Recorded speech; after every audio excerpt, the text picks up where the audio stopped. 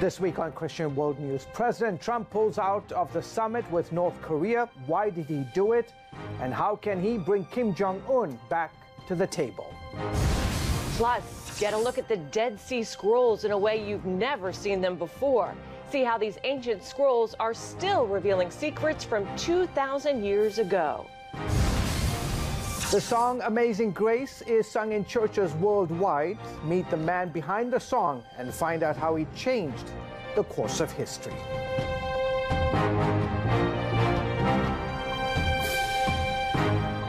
Hello everyone, welcome to this week's edition of Christian World News. I'm George Thomas. And I'm Wendy Griffith. North Korea appears to be changing its tone after President Trump canceled the Singapore summit. A North Korean official says they're still willing to meet with the United States. Well, the president decided to pull out of the summit after signs of bad faith from the North Koreans. As Jennifer Wishon reports, now it's a game of wait and see. A bold move by President Trump. A letter to Kim Jong-un canceling the leader's planned nuclear summit. He surprised the world, but the Trump administration saw it coming for days. North Korea has the opportunity to end decades of poverty and oppression by following the path of denuclearization and joining the community of nations. After Secretary of State Mike Pompeo's meeting with Kim that resulted in the release of 3 American prisoners, the North Koreans failed to keep their promises. It's not about the deal. It's about the outcome. Right? It's about achieving this permanent physical change and transformation that will have the opportunity to change the world. After Trump's announcement, North Korea seemed to change its tone. A top official saying the Kim regime is open-minded in giving time and opportunity to the U.S. But for now, the Trump administration is continuing its maximum pressure campaign, crippling economic sanctions meant to force concessions out of a country already facing financial despair. But in these hours following the president's letter, Harry Kazianis with the Center for National Interest says he fears the North will return to testing missiles. God forbid, if the North Koreans test a missile in the next couple of days and there's a malfunction, the missile lands in Seoul or in Japan or over Guam, we could be at war. And that type of war would involve millions of people dead. Time, he says, isn't on Kim's side. As his people are more exposed to influences from the world outside North Korea, they may learn there's a better way. That's what happens when you actually get in on these situations. You start to give people hope something can be different. They start to press for it. A senior White House official says the ball is now in North Korea's court. If and when Kim Jong-un chooses to engage in constructive dialogue and actions, I am waiting. Jennifer Wishon, CBN News, the White House. Thank you, Jennifer. And while all of this is playing out, let's continue to pray for the believers in North Korea who continue to suffer for their faith, that hopefully God will release them and give them the freedom that they so desperately need. Amen. Okay. Amen. All right, moving on. Christians in North Korea, as I mentioned, they are jailed and tortured for their faith, but it's just one of many nations where the church is under fire. Religious freedom advocates want to know why believers in the West aren't doing more for those who suffer for following Jesus. My colleague Paul Strand has that story. Christians of all stripes came to this summit asking why don't believers do more to help their persecuted brothers and sisters around the globe. They hit at Christians in the first world living cushy lives with little thought for those under attack overseas. We cannot claim Christ only to form our lives around the comforts and the conveniences of the modern Western life without paying mind to the injustice of the Christian persecution that we see around the world. The keynote speaker pointed out Jesus told Saul of Tarsus that Saul was attacking Christ when he attacked Christians. When people persecute Christians, they're really persecuting who? Jesus. In the same way, when we care for the persecuted, we're really caring for Jesus. And that's why Jesus said, whatever you did for the least of these brothers and sisters of mine, you did it to me. Spudo said he was once considering how much money to donate to starving Christians in Nigeria. And the Lord whispered something into my heart that I don't believe I'll ever forget. He said, "That's me. I'm hungry. And I'm waiting and watching to see who loves me and will give me something to eat. Longtime defender of religious freedom, Frank Wolf, knocked believers' willful silence. The church in the West can never say it does not know what is taking place in Iraq or the Middle East today. And Dr. Martin Luther King, to quote him again, said, "In the end, we will remember not the words of our enemies, but the silence of our friends." Wolf then had a warning for America's Christians. If the church slumbers, Washington will scarcely lead the way. Sam Brownback is America's new ambassador at large for international religious freedom. There's more persecution going on now than a number of authorities have said than any time in the history where we've had recorded history. But he said governments that persecute believers ignore studies showing their nations will be less successful and more troubled. If you want less terrorism, you need more religious freedom. If you want more economic growth, you need more religious freedom. Just remember, we're here today because Jesus is still being persecuted through his children. And how we respond to them is really our response to Jesus. Paul Strand, CBN News, Washington. That's good.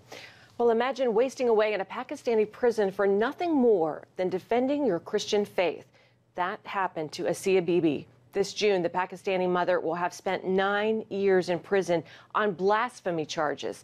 She still faces possible execution, but has one more shot at justice. Wilson Chowdhury of the British Pakistani Christians Association talked to our Gary Lane about reports that Pakistani's High Court may soon hear Asiya's appeal. Well, no dates have been set yet, and how soon is now. When you're dealing with the Pakistani legal court system, justice system, you're talking about periods between 6 to 1 year would be described as short.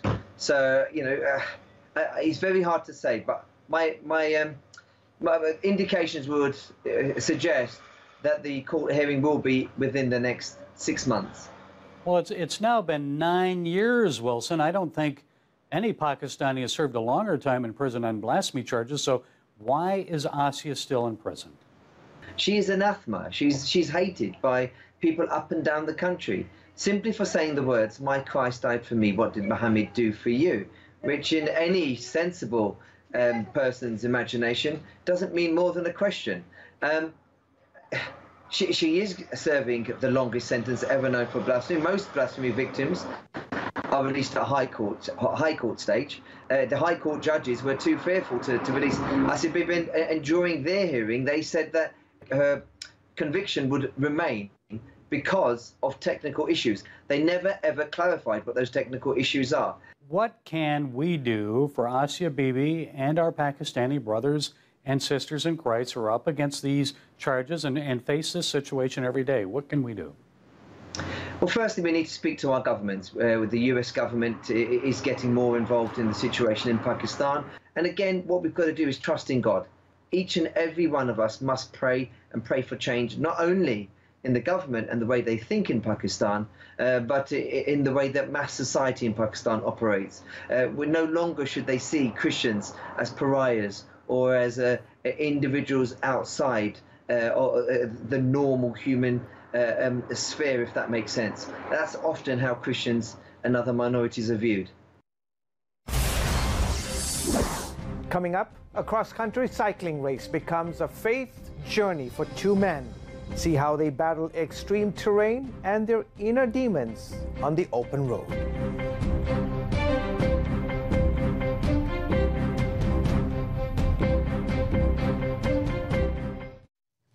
Jerry Schemmel is an author, speaker, and sportscaster. And Brad Cooper is an 11-time Ironman triathlete, George. Wow. Well, together, they competed for 7 days in a cycling race of more than 3,000 miles. Oh, my goodness, that sounds intense. Well, there was so much more than just a race. It's now a movie. And Brad Cooper tells our Ephraim Graham it was also a call from God. There's just some bad places in this race, just mentally. I don't know if it was the heat. I don't know if it was. I really burned some matches last night to try to get us ahead of that other team, and it got us ahead, but I think I may have burned a few too many because today I had nothing the whole day. So the film is called Godspeed. 20 miles or 1 hour or so is about the max in this kind of heat. You and a friend decide to participate in Race Across America, more than 3,000 miles. Why? It was raining. I could not see for about 10 seconds. We tend to get in our daily grind and we're just going through the motions, and this kind of thing can wake you up. This kind of thing you can say, why? And then you say, well, that's what life's about, is taking on these things that make you say, if I go through 5 years of just okay stuff, what did I do with those 5 years? Our whole focus was ride, eat, drink, sleep. That's the only 4 things we need to be doing. We don't know when to eat, we don't know when to sleep. We didn't have plans for a film. That just happened. Which is really cool for me. And normally when I go up those mountains like that. What happened is they came back, and Martin Butler, who did such a great job with, and you've seen all the scenery and everything else that he captures, he looked at it and said, I have 550 hours of footage. We could do something with this. Take us inside sort of to describe the story that we will see unfold on the screen. It's set in a bike race, but it's not really about bike racing. You see the contrast. You could not find 2 people more different outside of our faith, more different than Jerry Schemmel and myself. You see the personality differences. You see the way the team comes around us and totally supports what we're doing and gives up their lives for 7-8 days to make this thing happen. Oh, don't worry, Jerry. It's hot. It's hot. I tell you. If you need anything, let me know.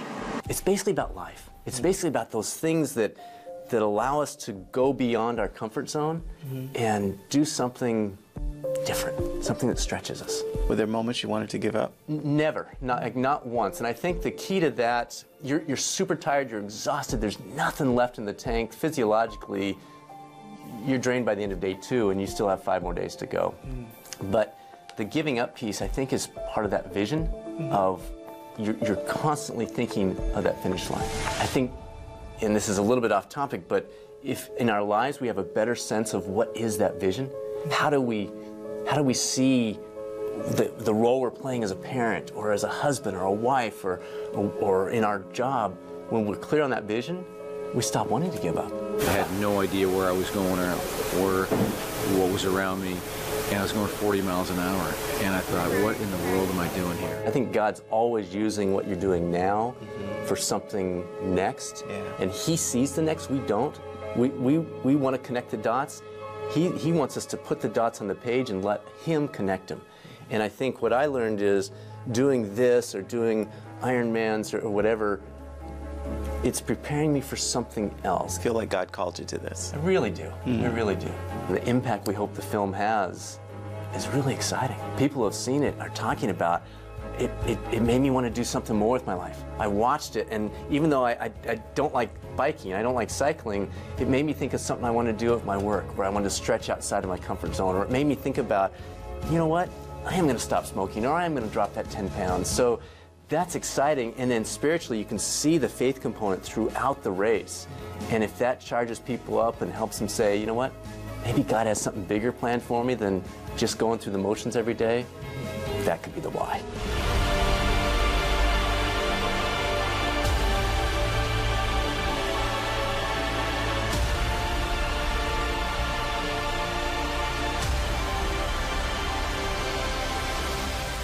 And as somebody who has endured adventure climbing Mount Kilimanjaro, you can identify with these folks as I totally get it. I get what various places. What drove them, and I get that God was with them, and you know, it's a great God adventure. You should try it one time.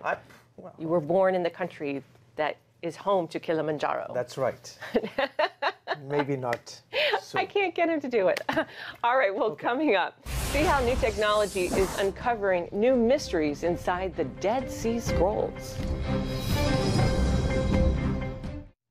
And welcome back to Christian World News. Paraguay became the 3rd country to move its embassy to Jerusalem this week. Paraguayan President Horacio Cartes came for the dedication.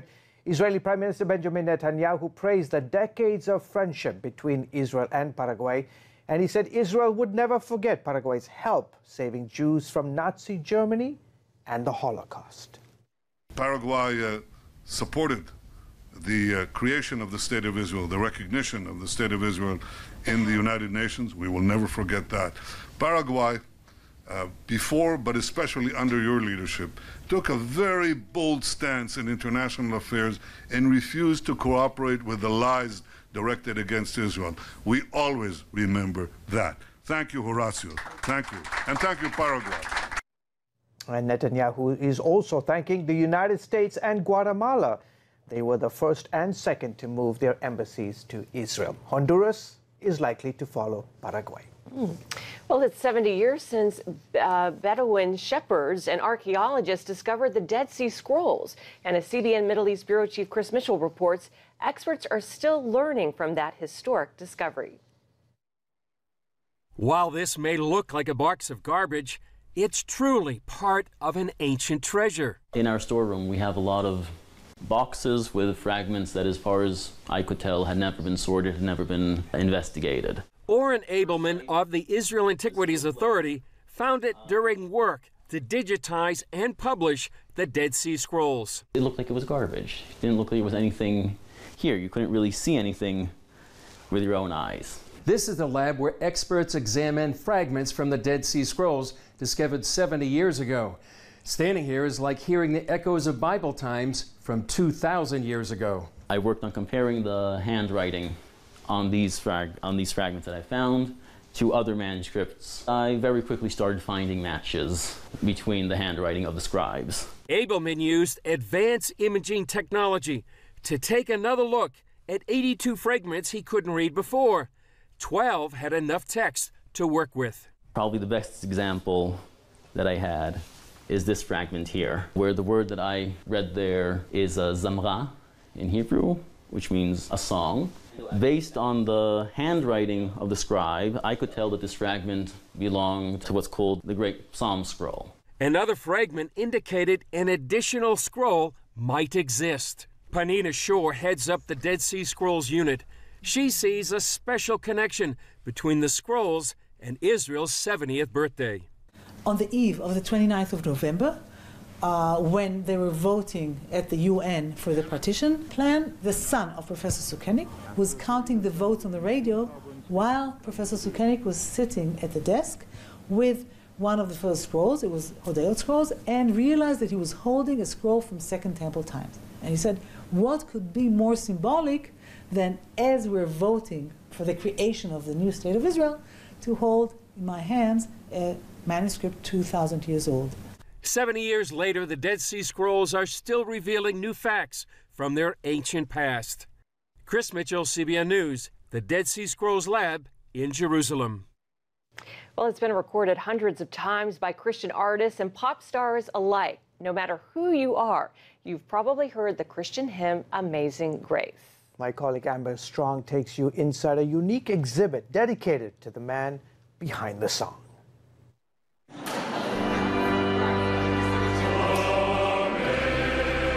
No matter the rendition or artist, that tune and those lyrics are easily recognizable. Amazing grace, how sweet the sound that saved a wretch like me.